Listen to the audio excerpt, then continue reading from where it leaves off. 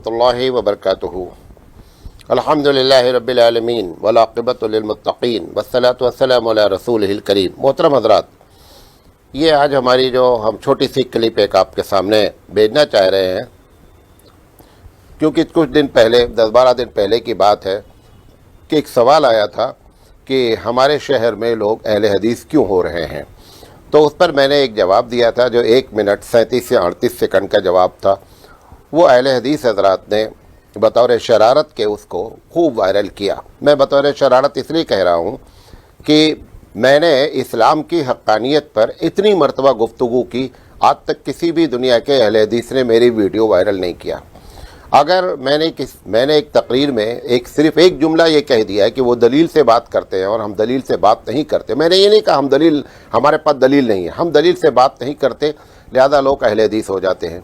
तो आपको इसलिए कह रहा हूँ कि आपको जितना अपने मसलक से प्यार है उतना इस्लाम से अगर प्यार होता तो हमारी 50 वीडियो जो इस्लाम की हक़ानियत पे बात हुई थी वो भी आप वायरल करते। बहरहाल, तो मैंने उसमें जो पहली बात कही थी वो ये कही थी कि वो दलील से बात करते हैं और हम दलील नहीं देते हैं। इससे हमारी मुराद यही थी कि जब वो बात करने का, मैंने ये नहीं कहा कि हमारे पास दलील नहीं होती, अहनाफ के पास दलील नहीं होती, शवाफे के पास दलील नहीं होती या देवबंदियों के पास दलील नहीं होती। ये जुमला मैंने कहा ही नहीं है। लोग अपना माना निकाल लें, वो एक अलग मसला है। मैं सिर्फ़ और सिर्फ ये कहना चाहता हूँ कि हम लोग, और मैंने जो ये बात कही इसके पीछे एक पूरा बैकग्राउंड है। हुबली के बाशिंदे इस पर गवाह हैं, शाह बाज़ार की मस्जिद गवाह है कि यहाँ पर अहले हदीसों ने खूब शरारत कर रखी थी और सब लोग परेशान थे, जितने भी सुन्नी हजरात थे सारे परेशान थे और किसी के पास जवाब नहीं बन पड़ रहा था।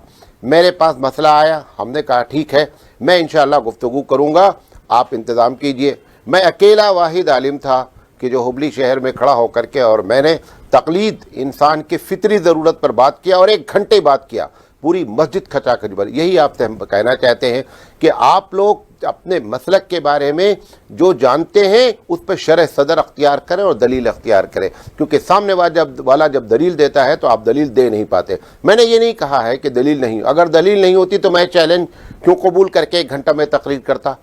एक बात मैंने उसमें ये कही थी। और दूसरी बात, मैं फिर से ये कहना चाहता हूँ अपने अहले हदीस हज़रात से, वैसे तो मैं जब अहले हदीस बोलता हूँ तो मेरी मुराद उमराबाद के अहले हदीस होते हैं, लेकिन दुनिया वाले क्या जाने, दुनिया में तो जो अहले हदीस हैं उनको तो मैं ज़्यादा जानता भी नहीं हूँ। जिनसे मेरा वास्ता है, जिनसे मेरा ताल्लुक़ है, वो उमराबाद के अहले हदीस हैं। उनके पास इस किस्म की कोई शरारत कभी होती ही नहीं है, लिहाजा हमको वही नज़र आता है।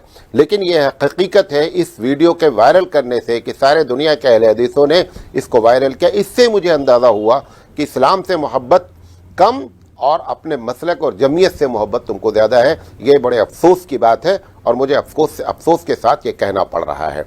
दूसरी बात जो मैंने कही थी कि मदारिस में हमारे जो है वो फ़िक़ह को हदीस से जोड़ करके नहीं पढ़ाया जाता है।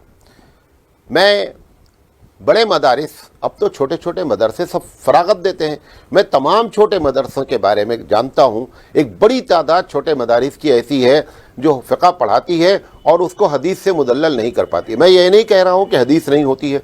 मैंने तो खुद एक मरतबा चैलेंजिंग वे में ये बात कही थी कि आप अहनाफ के 5 मसले बताइए जिसमें हराम हलाल और हुकूक का जिक्र हो और हमारे पास हदीस मौजूद नहीं हुई। तो खुद मैंने ये बात कही थी। मुझसे ज़्यादा कौन जो है शरह सदर के साथ हनफी है। बस ठीक है कि आपने हनफी का लेवल लगा रखा है और आप न दलील रखते हैं और न शरह सदर है। जब कोई सामने पड़ जाता है तो हिलने लगते हैं। मैं अल्हम्दुलिल्लाह न हिलता हूँ और न किसी के कन्फ्यूज़ होने से कन्फ्यूज़ होता हूँ। तो मैंने जो ये बात कही कि बड़े मदारिस पढ़ाते हैं माशाअल्लाह, दलील भी देते हैं, लेकिन ये छोटे मदारिस हदीस से दलील नहीं दे पाते हैं, क्योंकि उनको ना उनकी तैयारी होती है ना उनकी सलाहियत होती है। लिहाजा ये प्रॉब्लम आती है, जिसकी वजह से मैं आपसे अपील करना चाहता हूँ कि जो भी पढ़ाएं हदीस से दलील दे करके पढ़ाएं। और इसमें जो मैंने चौथी बात कही थी कि अहले हदीस होने की वजह शिर्क व बिदअत से वो एक बड़ा तबका पाक है, ये बात सही है। यही बात मुफ्ती तारिक मसूद साहब ने कह दिया था तो लोग उससे भी नाराज़ हो गए थे।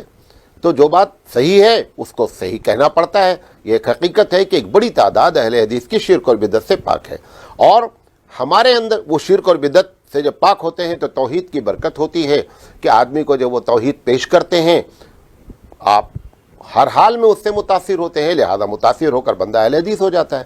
ہمارے یہاں کیا معاملہ ہے کہ ہم جو حنفی کہلاتے ہیں، حنفیوں کی ایک بڑی تعداد، میں اس میں دیوبندی اور تبلیغی جماعت کو نہیں کہنا چاہتا ہوں، لیکن 65% بھارت کے مسلمان تو جو اپنے آپ کو بہت کٹر جو ہے وہ اہل سنت والجماعت کا نام بھی دیتے ہیں، گرچہ ہم بھی اہل سنت والجماعت ہیں لیکن وہ نام دیتے ہیں، اور 65% ایسے لوگ ہیں جن کی زندگیوں میں جو ہے شرک اور بدعت بھرا پڑا ہے۔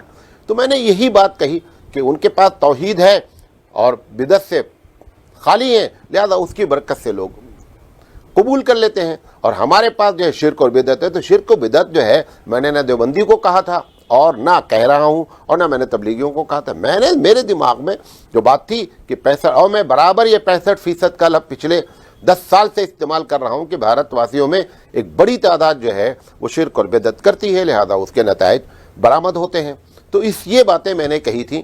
میں آخر میں پھر یہ بات کہنا چاہتا ہوں کہ کہ کوئی بات اگر سمجھ میں نہ آئے، اس میں نے 3 باتیں ایک دم نہیں کہی ہیں، اور اگر میرے اوپر کوئی کہتا ہے میں کچھ جواب نہیں دوں گا کسی کا۔ بعض لوگوں نے جواب دینا شروع کیا، ہمارے مدارس میں فقہ کی کتاب، حدیث کی کتاب پڑھ، میں نے کہا ہی نہیں حدیث کی کتاب تمہارے ہیں اور ہمارے مدارس میں نہیں پڑھائی جاتی۔ نہ میں نے اس پوری 1.5 منٹ کی تقریر میں یہ کہا کہ کوئی آدمی حق پر ہے اور کوئی باطل ہے، یہ بات بھی میں نے نہیں کہی، اور تیسری بات میں نے یہ بھی نہیں کی کہ ہمارے پاس دلائل نہیں ہوتے۔ میں نے یہ کہا کہ جن کے اوپر کیونکہ یہ بھی آپ کو بتانا چاہتا ہوں کہ باقاعدہ ٹیم ہوتی ان کے ہاں جو اہل حدیث بناتے ہیں، اور ان کو اس سے پیار نہیں ہے کہ کوئی آدمی سچا مسلمان بن جائے، لیکن جتنا ان کو محبت ہے کہ لوگ اہل حدیث بن جائیں، جتنا ان کو پیار ہے اتنا اس سے پیار نہیں ہے۔ تو میں نے جو ہے یہ باتیں کہی تھی، تو خدا را ایسی باتیں جو ہے بغیر تحقیق، میں کچھ نہیں کہوں گا، میں خدا کے یہاں جو بھی میرے خلاف بول رہا ہے میں کسی کا جواب نہیں، سب کا جواب الحمدللہ میں دے سکتا ہوں، سب کا جواب دے سکتا ہوں، میں کسی کا جواب نہیں دے رہا ہوں۔ میں جو بھی اعتراض کر رہے ہیں بیجا، میں ان سب کے بارے میں کہنا چاہتا ہوں، وہ ہوں گے، خدا ہوں گے، اور میری بات ہوگی، اللہ جو ہے اس کے بارے میں فیصلہ کرے گا، لیکن میں نے یہ باتیں قطعی نہیں کہیں۔ پوری تقریر کو آپ 10 مرتبہ سن لیں، غور سے سن لیں کہ ہمارے پاس دلائل نہیں ہوتے، یہ نہیں کہا، ہم دلیل نہیں دیتے، یہ کہا میں نے۔ ہم نے نہ یہ کہا کہ دیوبندی بریلوی مشرک اور شرک اور بدعت کرتے ہیں، یہ جملہ بھی نہیں کہا میں نے، لہذا، اور نہ میں نے یہ کہا کہ ہمارے حدیث نہیں پڑھائی جاتی ہے۔ بہرحال اللہ تعالی ہم سب کو صحیح سمجھ عطا فرمائے، اور اگر میری بات سے آپ لوگوں کو یہ سمجھا ہے تو یہ میرا وضاحتی بیان ہے، آپ اس کو غور سے سنیں۔ جزاک اللہ خیر۔